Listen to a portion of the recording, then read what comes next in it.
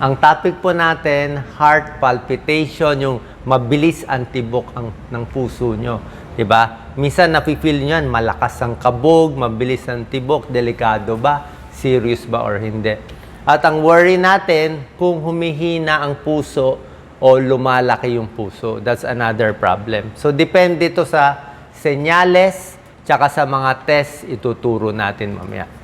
Okay?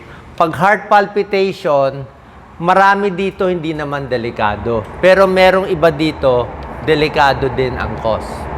Yung mga not serious muna, okay? Pwedeng nagpa-palpitate ka dahil may nervyos ka, anxiety, pwedeng yun lang.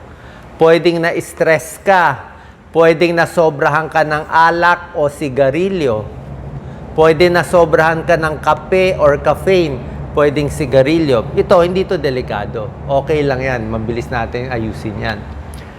Pero yung heart palpitation, ang binabantayan natin, yung mga may bad signs mamaya merong mga bad signs na hinihimatay, nahihirapan huminga, sumasakit ang dibdib, hapong-hapo, parang walang energy.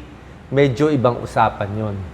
Okay, yung hapong-hapo, pagod na pagod, parang lupaypay na, baka yung palpitation, nagkulang na yung daloy ng dugo Merong ganun pag sobrang bilis ang heart rate o talagang humihina yung puso. Ayaw natin yan.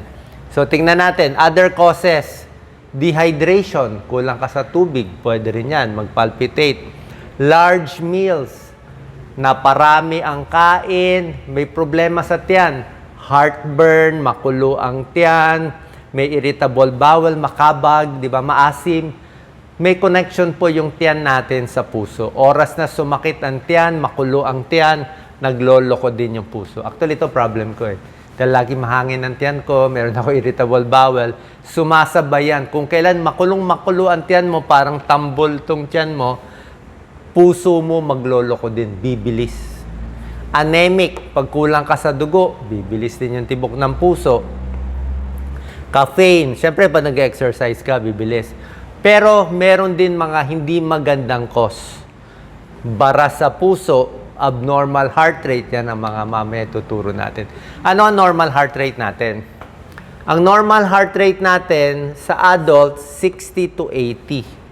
Diba? Siguro mga edad 20 up to 55 years old, 60 to 80 beats per minute. Mga bata, mas mabilis pa. Teenager, medyo mabilis pa. Pero pag tumanda na tayo, pag senior na, pag senior na, 60, 70, unti-unti bumibilis ang heart rate, nagiging 80 to 100. Bakit?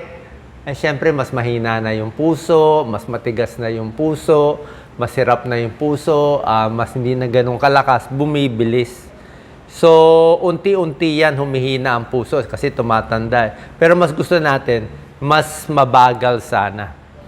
Pero sa senior, ayaw mo rin sobra bagal. Merong heart rate ng senior na 50 lang per minute, 50 beats. O merong 40 beats per minute, sobra naman bagal yon. Less than 50, sobra bagal, baka may diferensya sa puso. Meron tinatawag na sick sinus syndrome, bilang internist and cardiologist, linya ko po ito itong mga abnormal heartbeat. Pag sobra bagal yung puso, minsan delikado din, nanghihina, hihimatay, nilalagyan ng pacemaker.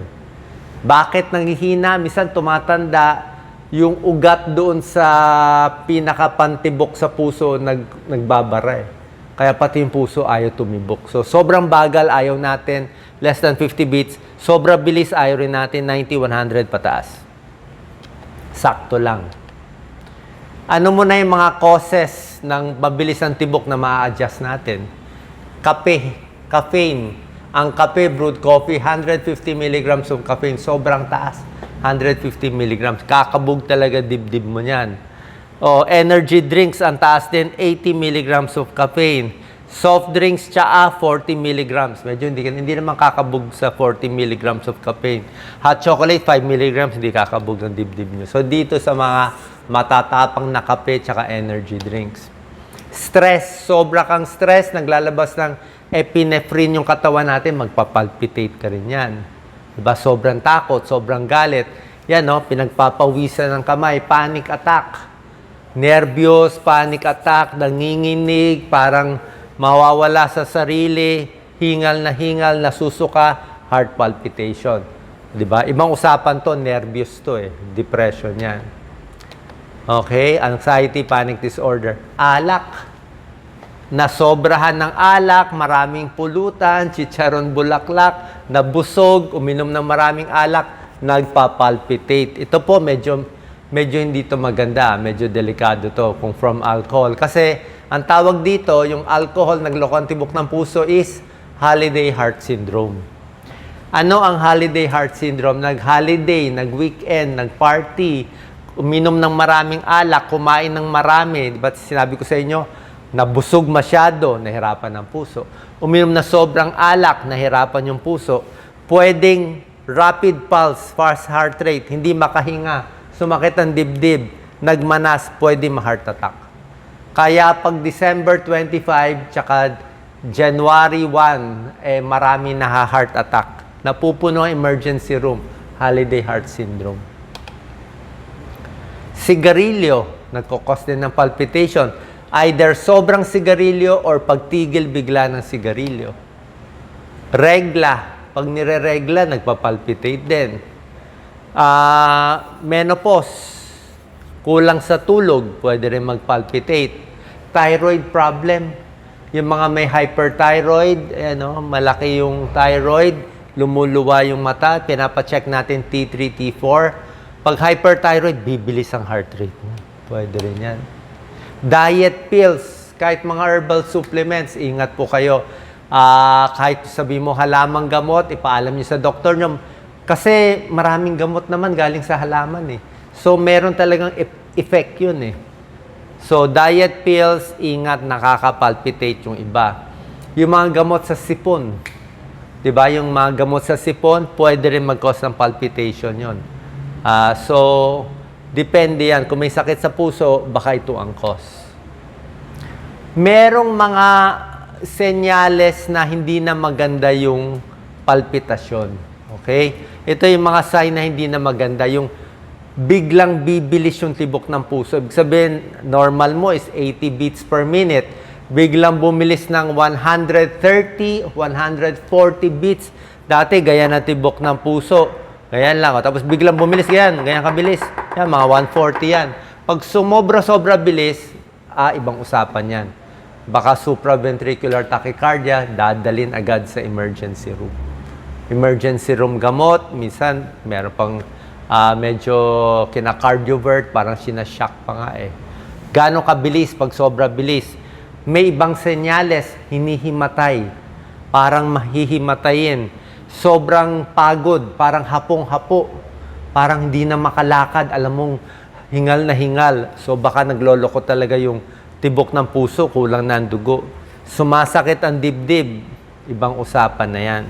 Okay? Ito yung mga bad signs. Chest pain, sobrang pagod, sobrang bilis ang heart rate, 130, 140s, biglang bumibilis nang wala ka namang ginagawa, hindi na po magandang sign yan.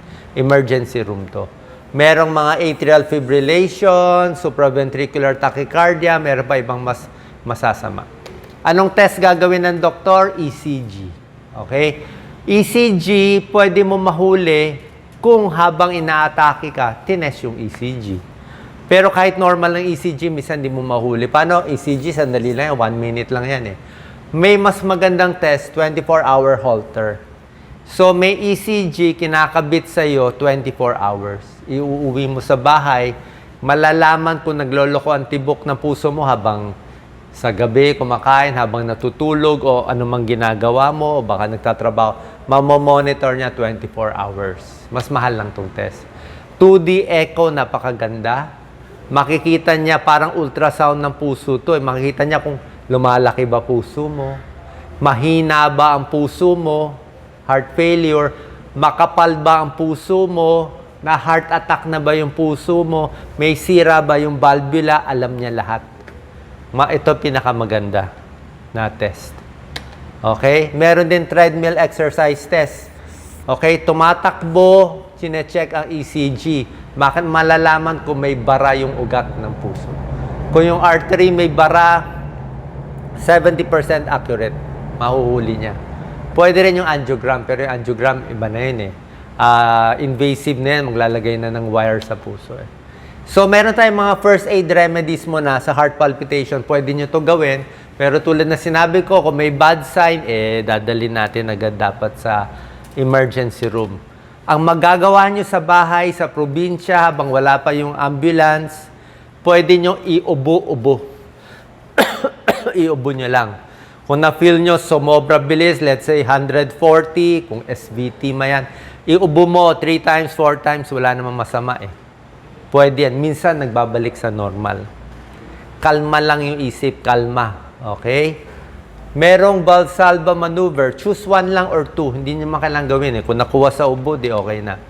So, ito parang umiire.